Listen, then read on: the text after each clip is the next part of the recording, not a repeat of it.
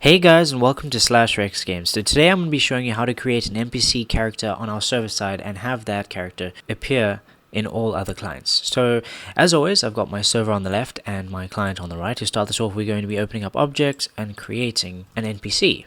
So just as we have an object for the player, we have to have an object for the NPCs. Now, what I'm going to do is I'm going to be creating a couple NPCs on server start, and then I'm also going to be giving our controller a feature that's going to enable it to create NPCs at any point in time, any click of whatever button that we choose. Now these NPCs aren't going to really do anything, they're just going to be created. So they're going to have an X and a Y coordinate, perhaps an ID, and a specific type. Maybe we have different kinds of NPCs. At a later stage, I'm going to be showing you how to move them. So let's limit everything in this video to just creating them.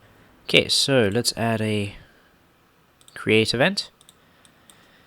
We're going to need an NPC ID. Let's give it an XX, a YY, and an NPC type. Cool. So now I'm going to head into Object Controller, into the create event. So this is where our server is set up. So right after we create a DS list for our players, I'm going to create a few NPCs. We're going to need an NPC ID counter, just as we have a player ID counter. Set that to 0. I'm going to randomize. Then let's say var I equals instance create xy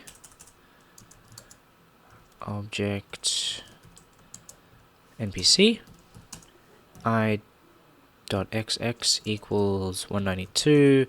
I.yy equals 200, I.npc type equals irandom, and random 4, actually irandom 3, so that could be a 0, 1, 2, or 3. And then let's increment our NPC ID counter, and obviously I.npc ID is that there. So that's one NPC. Let's create another one. Let's put him at 392, so he's spaced out to the right. And everything else is exactly the same. Now, when I was going through the code to figure this out, I noticed that we need to change the way the player is changing rooms, because we don't want these NPCs to be created if the player's in the main menu or some other room like that. Only in the game world, we want NPCs to be created when the player joins. So let's accept that, and let's jump over to our client. Object local player, there you are. Escape. I'm going to be passing in an extra integer over here. And I'm going to pass a 0. So when we go to the main menu, it's going to be a 0. At some point in time, we can create constants for these, but 0 will work fine just for now. Then we're going to have to head over to the server. Remember, that's a 6.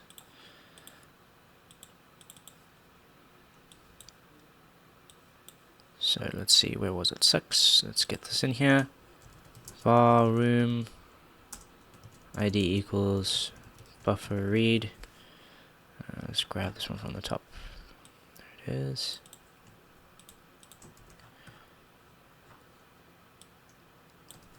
Good. Then I need to put it over here. If room ID is not equal to 0, and here. Okay. So if we hit a 6, changing room, so long as that's not 0, then we can tell players about other players, and also down here, tell this player about active NPCs.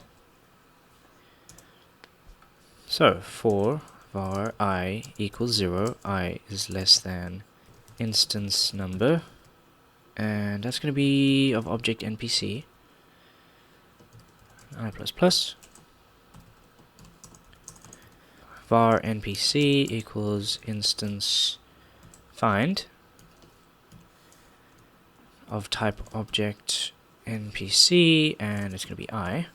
So now that we've located the NPC we want to tell the player about, because he's joined the game, we can say buffer seek, the global buffer seek start 0. Let's figure out what we can write. Scripts 8. Okay, so we can write a 9. So let's write a 9. I can actually grab a lot of this.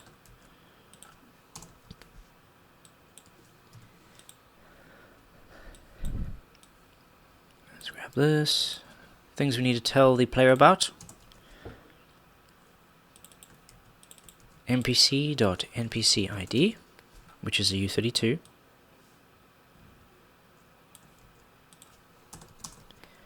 Then there were two floats, NPC.XX and NPC.YY. Then there was a U8, which was the NPC type, NPC.NPC type.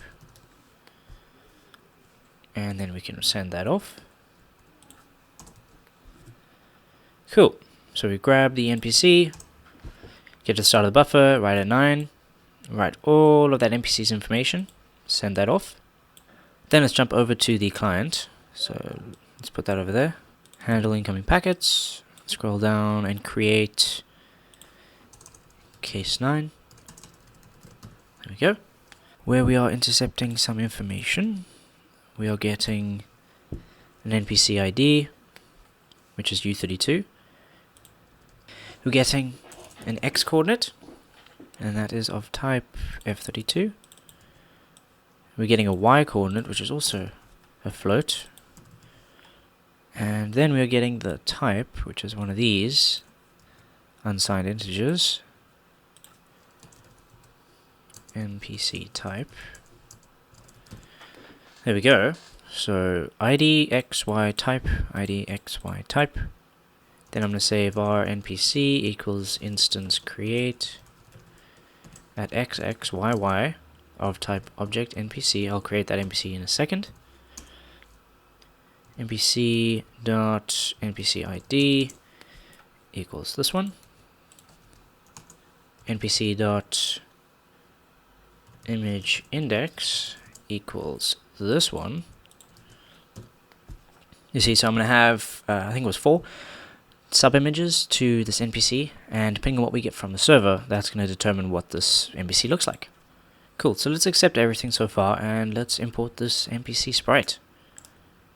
Create, load, there we go, we've got some sort of painter, we've got a normal dude, another normal dude, and some sort of doctor. So I got these from the Yo-Yo Games marketplace. They were free, so check those out. There's a link in the description if you want to find these really cool characters. Let's import these. Center. SPR NPC. Okay. Oh, let's modify his mask. That's good. Center. Now let's create that object. Object NPC. So he needs that sprite.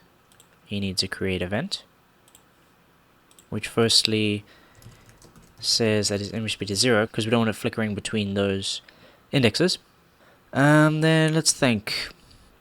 So the server doesn't really know what our game world looks like right now. So just to start things off, I'm going to be giving this NPC the same physics as our player. Just like that. And then he's going to need step event. That's going to have some code. Let's see. Which of these platform mechanics will he need? So there's no interaction from the player, so he doesn't need to detect key. He's not going to jump or right or left. Collision's going to work. Stand we don't need. Set sprite we don't need. So he's going to need ground check and collision check. So going to ground check. Ground check has this jump key. So if I just place that script in there, it's going to explode. So let's just grab this code and then remove those specific lines. Cool. Then collision check.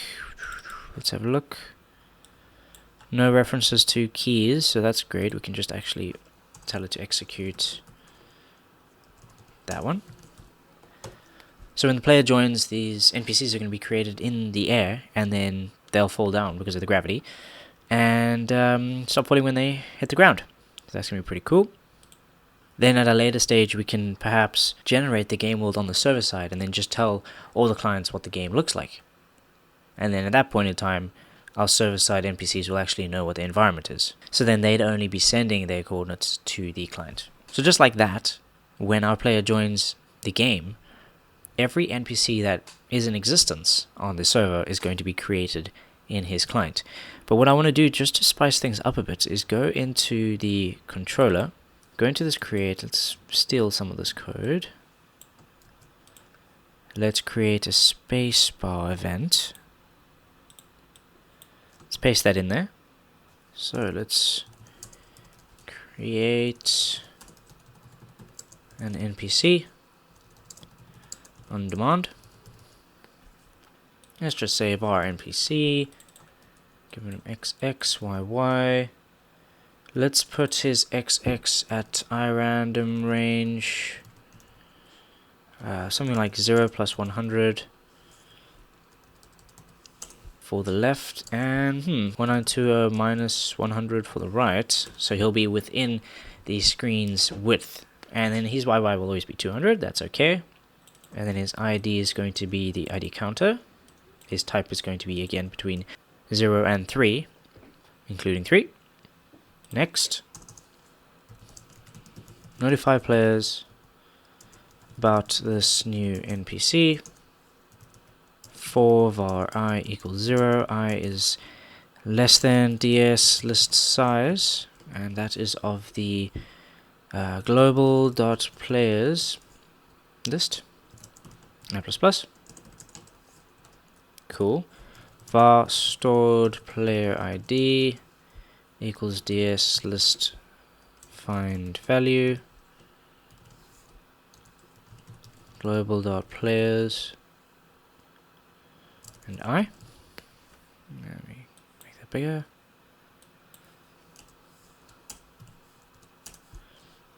This is actually stored player socket, sorry. Bracket. Next, buffer seek global.buffer. We could just copy paste this from one of our scripts, but it's okay.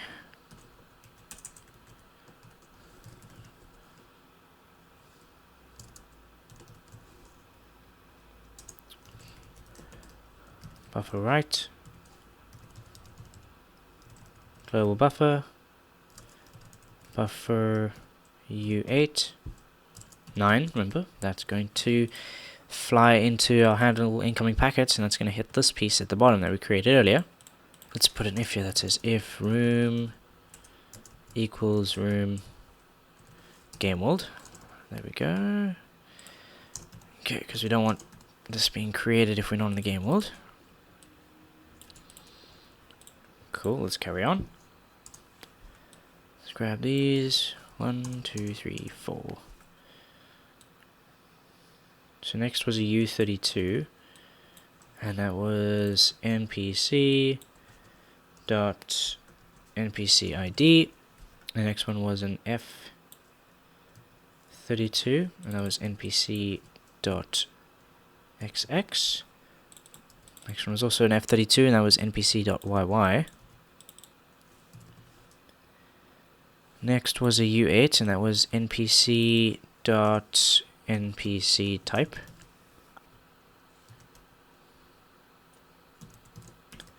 Network send packet. We've got the stored player socket. We've got the global buffer. Buffer tell. And that's the buffer size. Good. So whenever we press spacebar in the server, it's going to be randomly creating an NPC, and then we're going to be telling all players about this change. So on their end, out of nowhere, an NPC is going to be created in thin air, and it's going to fall down because it is affected by the gravity. Alright, so let's go test this out. Okay, so I have changed the dimensions of some of the rooms. I've made the server a lot smaller. It doesn't need to be as big as it used to. And then I've also made the clients wider and shorter so that I can display them one below the other. Okay, so at this point in time, the create code ran of the controller, which means we should have exactly 2 NPCs currently in existence. If I log in over here, 3, 4, 5, that changed, got a name, I'm not in game yet. As soon as I click join, it's going to be fetching information from the server, and that's going to tell me that I need to create 2 NPCs. There they are. Cool stuff. So now, if I go to the server and I hit spacebar, it's going to create another one, and so on. Check that out, as many as I want. And just like that, they now exist in my game world. So if I push escape, and I go back to the main menu, if I click join, remember those NPCs are still going to be in the memory of the server. They still exist.